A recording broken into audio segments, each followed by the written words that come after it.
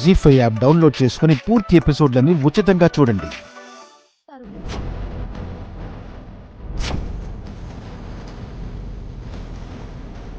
ఆ రకంగా మీరు చట్టం నుంచి తప్పించుకోవాలి అంటే మీరు దాచిపెట్టాల్సింది రెండో పెళ్లిని చిన్నత్తయ్యని కానీ మొదటి పెళ్లిని పెద్దత్తయ్యని కాదు కదా మావయ్య.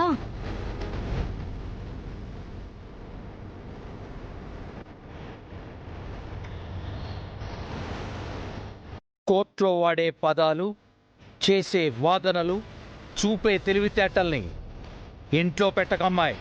ఏవో 4 గోడలు, పైకప్పు, కుర్చీలు, బల్లలు, జడ్జీలు, లాయర్లు, దోషులు, నిర్దోషులు, ఇవి మాత్రమేనా మావయ్య కోర్టు అంటే? మన అంతరంగం కోర్టు కాదా?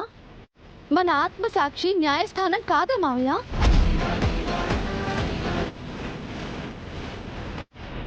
మనల్ని మనం ప్రశ్నించుకోగలం, సమాధానం చెప్పుకుంటాం. నిజం వైపు ఒకసారి, అబద్ధం వైపు ఒకసారి ఊగిసలాడతాం.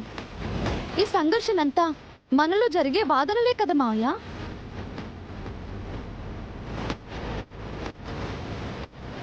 మన మనసును మించిన సర్వోత్తమ న్యాయస్థానం ఎక్కడుంది మావయ్య? ఏదేదో చెప్పి ఆయన్ని కన్ఫ్యూజ్ చేయకు దివ్య.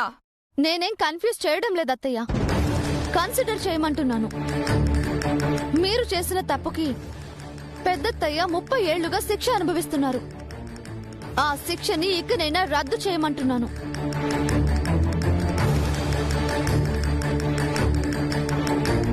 మంచి మనసుతో మీరు అత్తయ్యకి ఇంట్లో స్థానం ఇచ్చారు. అలాగే మీ మనసులో కూడా కాస్త చోటివ్వండి. తను మీ మనిషి మాత్రమే, పని మనిషి కాదని చెప్పండి.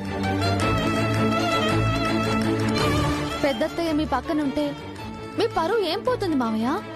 అత్తయ్యలో మీరు వెతికే లోపాలు ఈ ప్రపంచం చూస్తుందా? అత్తయ్య పక్కన మీరుంటే ఈ ప్రపంచం మీ గొప్పతనాన్ని చూస్తుందే తప్ప అత్తయ్య అమాయకత్వాన్ని చూస్తుందా? ఆలోచించండి మావయ్య.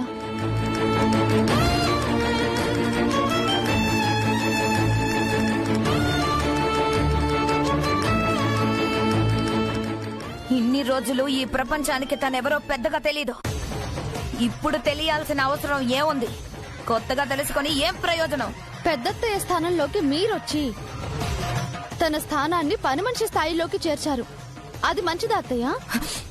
నీకు సంబంధం లేని విషయం మాట్లాడుతున్నావు. అది నీకు తనకి మంచిది కాదని తెలుసుకో. నాకు సంబంధం లేదు అని ఎలా అంటారు? నేను పెళ్లి చేసుకుంది హర్ష గారిని. పూర్తి ఎపిసోడ్లని జీ5 లో ఉచితంగా చూడండి. యాప్ ని ఇప్పుడే డౌన్లోడ్ చేయండి.